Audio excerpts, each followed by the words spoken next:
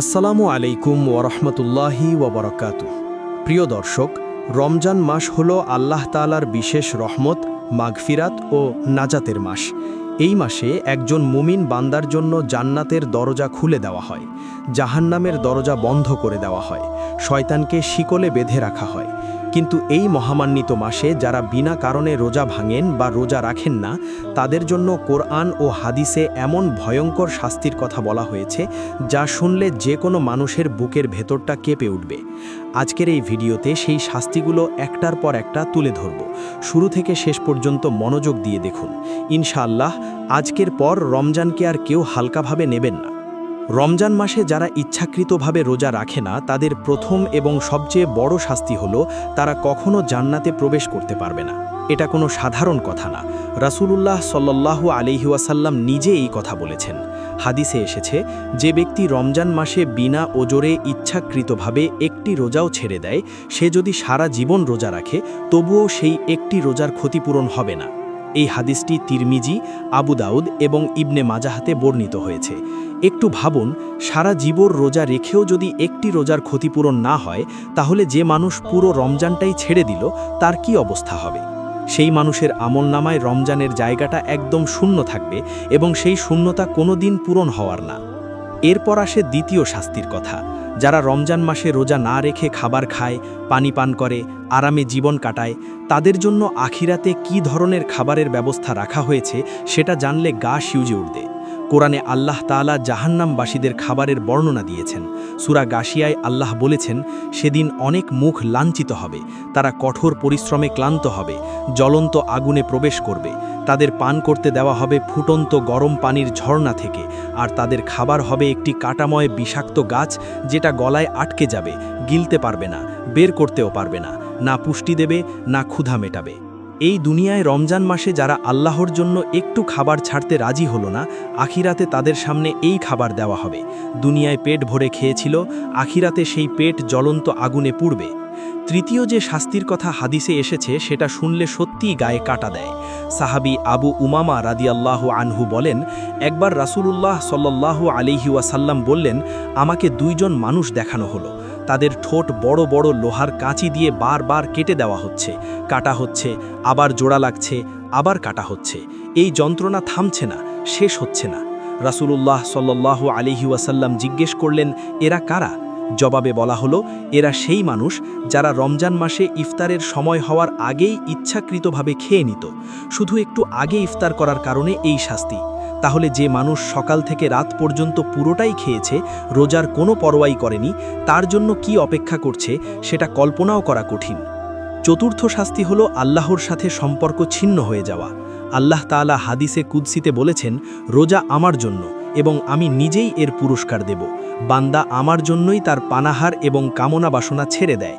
এই একটি কথা দিয়েই বোঝা যাচ্ছে রোজার সাথে আল্লাহর সম্পর্ক কতটা সরাসরি। অন্য ইবাদতের পুরস্কার নির্দিষ্ট করা আছে, কিন্তু রোজার পুরস্কার আল্লাহ নিজে দেবেন বলেছেন, তার নিজের মতো করে, যার কোনো সীমা নেই। এখন যে মানুষ রোজাই রাখল না, সে এই অসীম পুরস্কার থেকে বঞ্চিত হলো, আল্লাহর সাথে এই বিশেষ সম্পর্ক থেকে বঞ্চিত হলো। এর চেয়ে বড় ক্ষতি একজন মানুষের জীবনে আর কি হতে পারে? পঞ্চম শাস্তি হলো জাহান্নামের কাছাকাছি হয়ে যাওয়া। রাসূলুল্লাহ সাল্লাল্লাহু আলাইহি ওয়াসাল্লাম বলেছেন, যে বান্দা আল্লাহর পথে একটি দিন রোজা রাখে, আল্লাহ তার মুখমণ্ডলকে জাহান্নাম থেকে ৭০ বছরের দূরত্বে রাখেন। এখন উল্টো দিক থেকে ভাবুন, যে রোজা রাখল না, সে এই ৭০ বছরের দূরত্বের সুরক্ষাটাই পেল না, মানে সে জাহান্নামের কাছাকাছি থাকছে।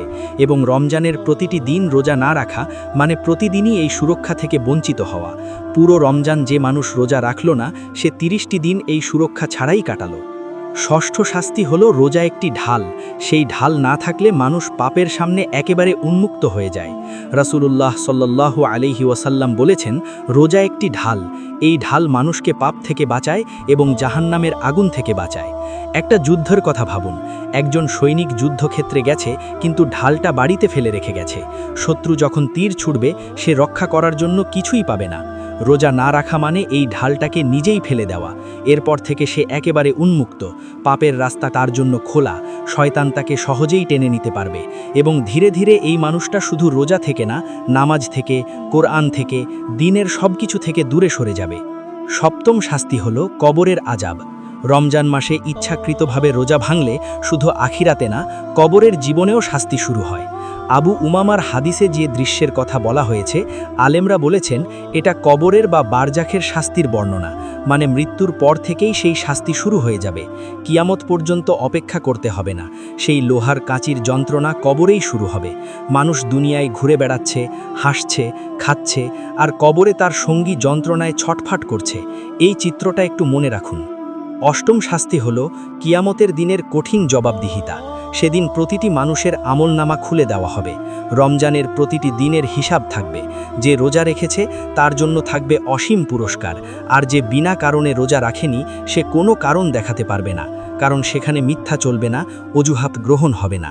সূরা মুতাফফিফিনে আল্লাহ বলেছেন, সেদিন পাপিষ্ঠরা জানবে যে তাদের সামনে কঠিন আযাব, সেদিন সুপারিশ করার কেউ থাকবে না যদি না আল্লাহ অনুমতি দেন।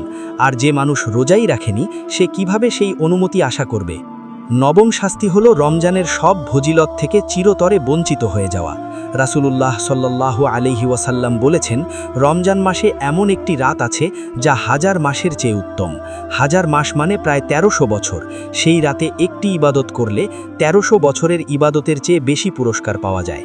কিন্তু যে মানুষ রোজাই রাখল না, সে কি এই রাতে ইবাদতের মানসিকতায় থাকবে? রোজা হলো রমজানের পুরো আধ্যাত্মিক পরিবেশে প্রবেশ করার চাবিকাঠি।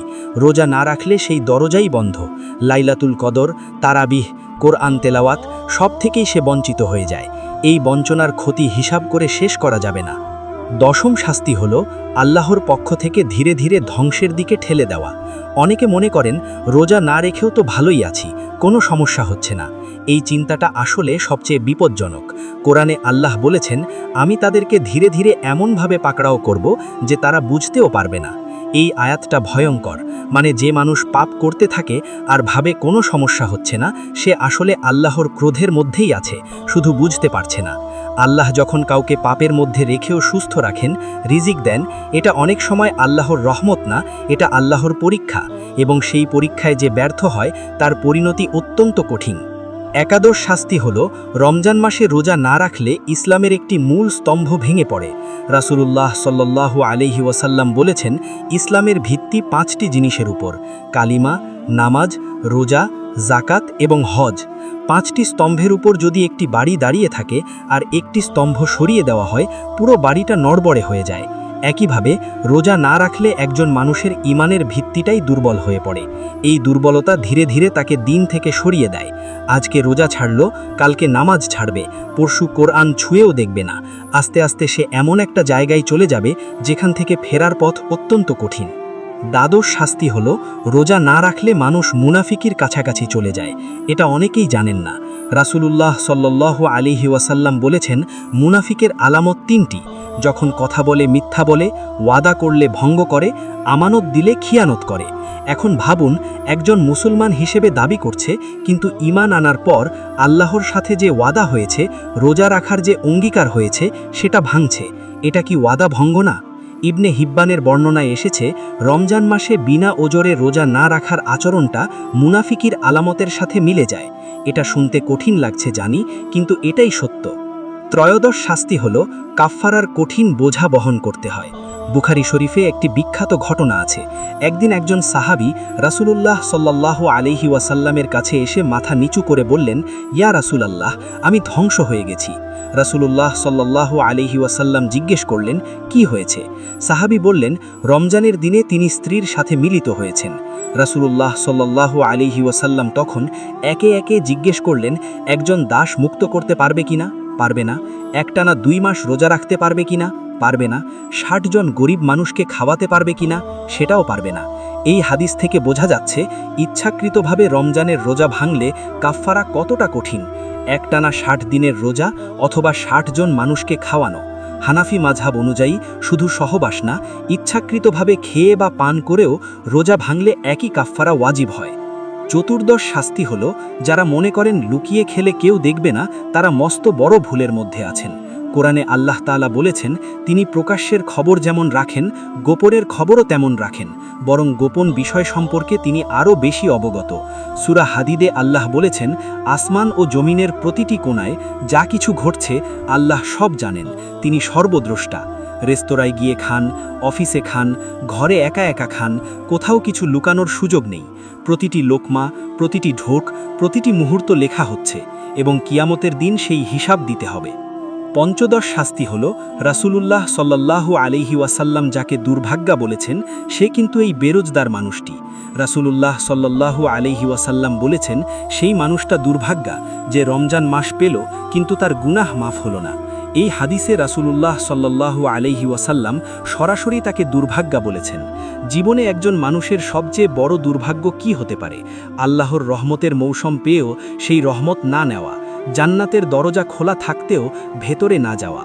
এর চেয়ে বড় দুর্ভাগ্য একজন মানুষের জীবনে আর কি হতে পারে?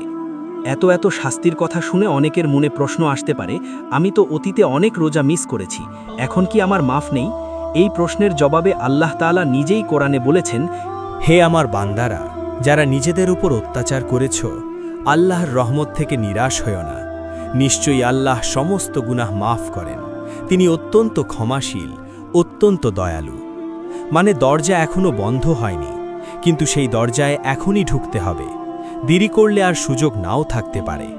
তাই যদি অতীতে রোজা মিস হয়ে থাকে, এখনই খাঁটি তওবা করুন, মন থেকে অনুশোচনা করুন।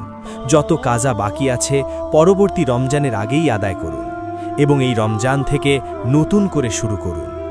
আল্লাহ তাআলা আমাদের সকলকে রমজানের প্রতিটি রোজা পূর্ণভাবে পালন করার তৌফিক দিন।